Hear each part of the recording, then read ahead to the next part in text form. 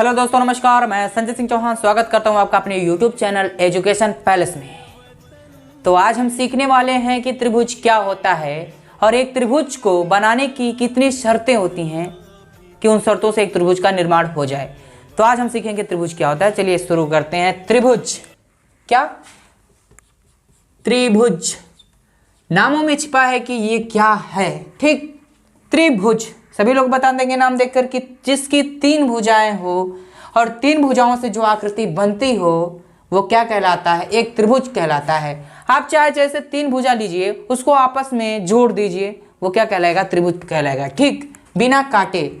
ऐसे थोड़े जोड़ सकते कि ऐसे एक भुजा हो गया, एक भुजा ऐसे हो गया, एक भुजा ऐसे हो गया, त्रिभुज का निर्माण हो ही नहीं सकता। इस प्रकार से जोड़ना है कि ये तीन भुजाएं आपस में एक दूसरे को काटे ना, केवल उनके शीर्ष एक दूसरे से मिले। ठीक, तो तीन भुजा चाहे जैसे आप लिख सकते हैं, एक भुजा ये, एक भुजा ये, एक भुजा ये, इसके शीर्ष मिले इससे, इसके इससे, इससे, इसके इससे, तो एक त्रिभुज का निर्माण हो गया। आप चाहे जैसे लिख कर सकते हैं। देखिए ऐसे कर दिया, आंख मूंद के ऐसे करिए, ऐसे कर दिए, एक त्रिभुज का निर्माण हो गया।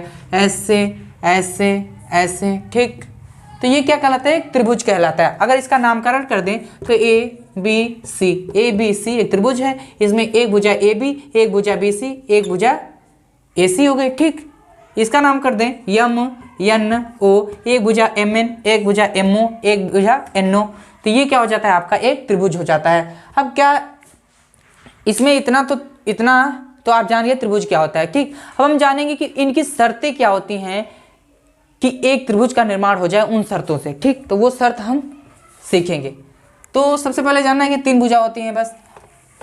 अब हम एक एक करके उन शर्तों को बताएंगे कि त्रिभुज होने की क्या क्या शर्तें होती हैं। ठीक, तो पहली शर्त क्या कहती है एक त्रिभुज होने के लिए कि त्रिभुज की दो भुजाओं का योग तीसरी भुजा से बड़ा होना चाहिए।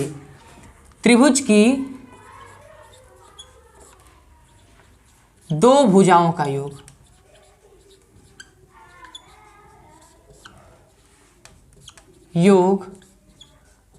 तीसरी भुजा से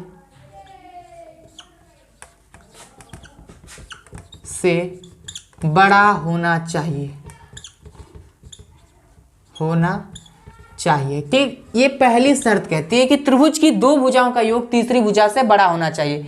तो बड़ा तो ऑटोमेटिक हो जाएगा। अगर एक भुजा ये है, एक भुजा ये है, एक भुजा ये है, तो ये एक त्रिभुज का निर्माण हो गया। अब क्या कह रहा है कि दो भुजाओं का योग ए बी सी, दो भुजाओं का योग, मान लीजिए ए बी एक भुजा है, ए सी एक भुजा है, इनका योग किससे बड़ा होना चाहिए? ए बी सी से बड़ा होना चाहिए। ठीक, होगा कि नहीं होगा? हो जाएगा। यानी कि A B plus B C कर दें, A B plus B C कर दें तो क्या हो जाएगा? बड़ा हो जाएगा किससे? बी सी से। ठीक, तो ये हो गया। पहली शर्त क्या कहती है? यही कहती है कि दो भुजाओं का योग तीसरी भुजा से बड़ा होना चाहिए।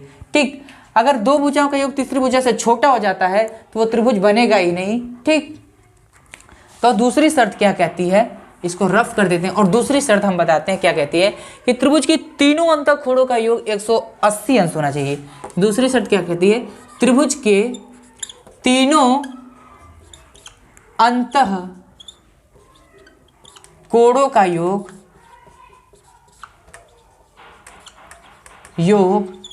180 अंश होना चाहिए। सब लोग जानते हैं 180 अंश क्या होता है? 180 अंश होना चाहिए। ठीक, अब इसको भी बताएंगे कैसे होना चाहिए। त्रिभुज के तीनों अंतःकोणों का योग 180 अंश होना चाहिए। कैसे होगा? देखिए, त्रिभुज के तीनों, एक कोण ए होता है, एक कोण बी होता है, एक कोण सी होता है। कैसे होता है ए बी सी? अगर नामकरण कर दें हम इस प्रकार, तो एक कोण ये हो जाएगा, एक कोण ये हो जाएगा और एक कोण ये हो जाएगा, तो एक कोण ए बी सी। ठीक, ये कोण का सिंबल है। ठीक, तो इन तीनों का योग, मान लीजिए अगर यहाँ पे 60 है तो इसको भी 60 होना चाहिए, तभी तो होगा। इसको जोड़ दें तो क्या हो जाएगा? 60 120 120 60 180 हो जाएगा। ठीक, अगर ये आपका 60 दिया है, ये 70 दिया है, तो 7 70 इसको तब 50 होना पड़ेगा। ठीक, अगर ये दिया है 50, ये भी दिया है 50, तो इसको कितना होना पड़ेगा? 50 50 100, इसको होना पड़ेगा 80। ठीक, तो चाहे जिस प्रकार से अगर तीनों का योग 180 अंश आता है तभी वो त्रिभुज होगा, नहीं तो नहीं होगा। अगर आप चांदा से बनाएं 180 अंश से ज़्यादा कर दें तो वो त्रिभुज नहीं बनेगा, कहीं ना कहीं से ये डिफरेंट हो जाएगा ना, इधर चला जाएगा और ये क्या होगा, ये इधर से इधर चला जाएगा, इसके जो शीर्ष हैं आपस में मिलेंगे नहीं। ठीक, आप बना के देख लीजिएगा। तो दूसरी शर्त यही कहती है कि त्रिभुज के तीनों अंतःकोणों का योग 180 अंश होना चाहिए। अब तीसरी शर्त क्या कहती है, दो शर्त आपको इतना चीज़ जानकारी होनी चाहिए कि त्रिभुज बनाने के लिए ये चीज़ चाहिए। और तीसरा क्या कहता है, जब तीन भुजा ज्ञात हो, जब तीन भुजा ज्ञात हो। तीसरा क्या कहता है, जब तीन भुजा ज्ञात हो, भुजा ज्ञात हो, ज्ञात का मतलब उनका जो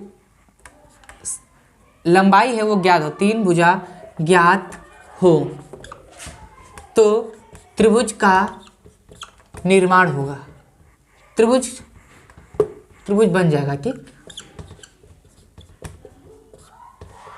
यानी कि त्रिभुज की तीन भुजा ज्ञात हो तो त्रिभुज बन जाएगा। यानी कि त्रिभुज को बनने के लिए तीनों भुजाओं की लंबाई ज्ञात होनी चाहिए। अगर मान लीजिए ए बी दिया है आपका, मार्कर बदल लेते हैं, ए बी दिया है आपका 3 सेंटीमीटर और बी सी दिया है आपका 2 सेंटीमीटर, तो तीसरी भुजा ज्ञात नहीं है तो आप बना पाएंगे, नहीं बना पाएंगे। ए बी अगर आप खींच दिए, ए बी इस प्रकार, ये दिया है आपका 3 सेंटीमीटर और बी सी दिया है, यानी कि सी कहाँ पे होगा, कहीं भी हो सकता है, यहाँ पे मान लीजिए हो गया, ये हो गया आपका। बी सी दिया है कितना, 2 सेंटीमीटर, 2 सेंटीमीटर, और ये दिया ही नहीं है, यानी कि ए सी दिया ही नहीं है, तो त्रिभुज बनेगा, नहीं बनेगा, बनेगा कि नहीं बनेगा, नहीं बनेगा। क्या आप खींच देंगे, ऐसे थोड़े खींच सकते हैं, नहीं खींच सकते। तो इसको बनाने के लिए तीनों भुजा की जरूरत होनी चाहिए, लंबाई की जरूरत होनी चाहिए। ठीक, यानी कि अगर ए सी दे दे, ए सी भी दे दे 2 सेंटीमीटर, तो आपका 2 सेंटीमीटर यहाँ से खींचा जाएगा, ये भी 2 सेंटीमीटर हो जाएगा और एक त्रिभुज का निर्माण हो जाएगा। ठीक, तो यहाँ पे तीसरी शर्त क्या कहती है कि जब तीन भुजा ज्ञात हो तब त्रिभुज बनेगा। ठीक, तो ये भी आपको समझ में आ गया। अब चौथी शर्त क्या कहती है, चौथी शर्त क्या कहती है,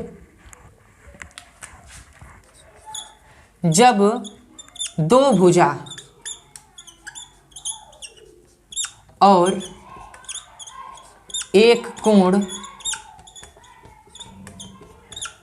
ज्ञात हो तब त्रिभुज बनेगा। ठीक, एक शर्त ये भी है कि जब दो भुजा ज्ञात हो और एक कोण ज्ञात हो तब त्रिभुज बनेगा। ठीक, मान लीजिए ए बी दिया है आपका, एक भुजा ए बी दिया है 5 सेंटीमीटर, एक भुजा दिया है बी सी बराबर दिया है 6 सेंटीमीटर और कोण ए बराबर दिया है आपका 60 अंश, तो क्या एक त्रिभुज बनेगा। ठीक, बनेगा कि नहीं बनेगा, बनेगा। कैसे बनेगा, सबसे पहले हम ए बी खींचेंगे, आप ए बी खींच दीजिए, ए बी ठीक दिख रहा है नीचे,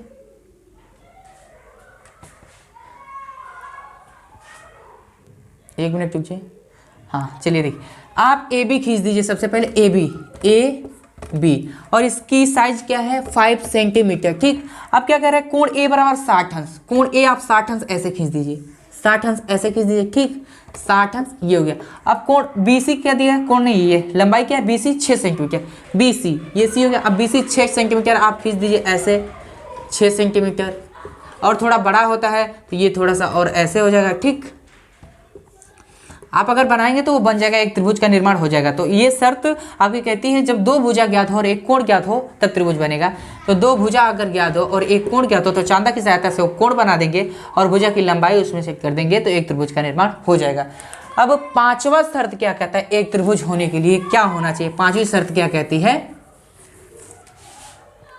पांचवी शर्त कहती है कि एक भुजा और दो कोण ज्ञात हो तो एक त्रिभुज बनेगा। पांचवी शर्त क्या कहती है, जब एक भुजा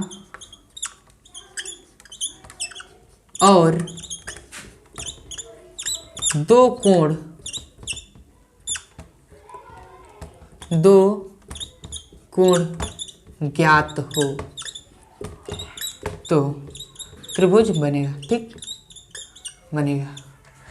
देखिए, अब एक भुजा और दो कोण ज्ञात हो तो त्रिभुज बनेगा। ठीक, एक भुजा मान लीजिए ए बी दिया है आपका 6 सेंटीमीटर और एक कोण ए दिया है आपका 70 सेंटीमीटर, कोण बी दिया है आपका 50 सेंटीमीटर, तो ये त्रिभुज 50 सेंटीमीटर नहीं, कोण ए 70 अंश, कोण बी 50 अंश, ए बी 6 सेंटीमीटर। तो ए बी सबसे पहले हम खींचेंगे, नीचे दिख रहा है A B 6 centimeter, A B. अब कोण ए दिया है आपका 70 अंश, तो ये हो गया आपका 70 अंश, और कोण बी 50 अंश दिया है, तो आप चांदा से बनाएंगे तो 50 अंश, इस प्रकार से आएगा 50 अंश। तो ये एक त्रिभुज का निर्माण हो गया कि नहीं हुआ? हो गया। ठीक, जहाँ पे ये कट करेगा उसको, उस बिंदु का नाम दे देंगे सी, तो ये हो जाएगा ए बी सी। अगर दो कोण एक भुजा दिया हो तो एक त्रिभुज का निर्माण होगा। लेकिन इसमें एक चीज है, ध्यान रखना है, ध्यान योग्य तथ्य। ठीक, चाहे ध्यान योग्य बिंदु, क्या ध्यान देना है इसमें कि जो दो कोण आपका दिया है, जो दो कोण दिया है, ए दिया है आपका 70 अंश, ए दिया है आपका 70 अंश, और कोण बी दिया है आपका 50 अंश। इसमें ध्यान योग्य बिंदु क्या है कि इन दोनों का योग 180 से हमेशा कम होना चाहिए। अगर 70 और 50 को जोड़ दें तो क्या हो जाता है? 120 हो जाता है, और 120 80 से कम है। ठीक, अगर ज़्यादा हो जाएगा, यानी कि ऐसे दो कोण दे दे कि उनका योग 180 से ज़्यादा होता है, तो त्रिभुज बनेगा ही नहीं, नहीं बनेगा। अभी हम आपको दिखा देते हैं कैसे नहीं बनेगा।